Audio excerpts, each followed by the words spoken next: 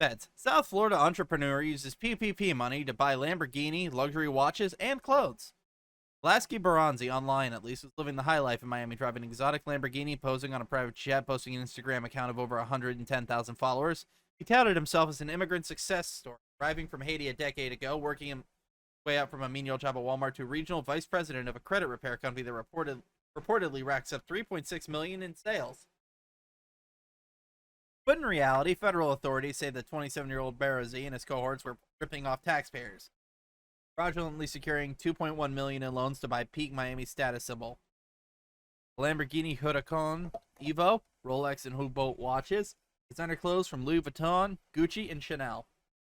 A federal grand jury has now indicted Barassi on charges of wire fraud, money laundering, and aggravated identity theft. The indictment was unsealed Wednesday as Barassi made his first appearance in a Fort Lauderdale federal court. Barassi is being held in federal detention, and his defense attorney did not return a call seeking comment on Wednesday.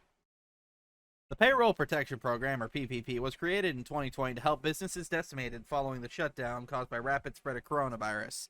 The program allowed for the loans to be forgiven if borrowers followed criteria laid out by the Small Business Administration.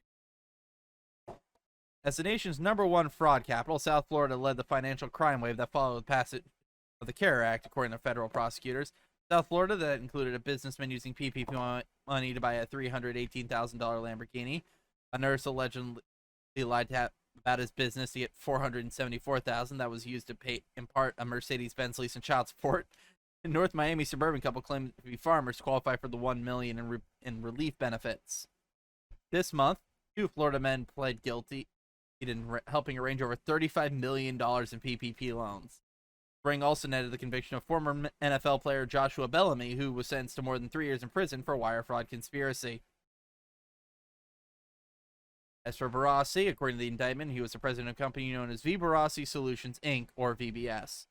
For various loans, per the Fed, Barassi dummied up prior year's expenses, net profit, and payroll, and submitted bogus IRS tax forms to secure the payments, which were then used to buy the Lambo, watches, and clothes. He wasn't bashful about flaunting his wealth. On Instagram, he posted often with the white Lambo, pitching himself as a mentor who can inspire and enrich. It's not the Lamborghini or the $1 million home that will inspire the world, but the trials and tribulations he overcame, he wrote in the post. Although the debate details are nebulous, his online bio took out Baranski as a 7-figure entrepreneur complete with all 2021 buzzwords. NFT creator, marketing, e-commerce, and vaguely boasts about having appeared on ABC, Fox News, and Miami News. How this Haitian entrepreneur went from Walmart to disrupting the multi-million-dollar credit repair industry, there the headline of one press release. Additionally, he boasts being part of a financial education service, Inc., a company described by Georgia Attorney General as an illegal credit repair business that uses unlawful and deceptive practices in their multi-level marketing structure. The company in 2019 agreed to pay a $1.75 million fine to the state of Georgia over its practices. The company appears to now go by the name United Wealth Education. The investigation was headed by U.S. Secret Service Assistant into U.S. Attorney Jonathan Balin, prosecuting the case, while the federal prosecutor Nicole Grosnoff will oversee efforts to seize his ill-gotten goods. Borowski faced up to 132 years in prison if convicted. Jesus Christ.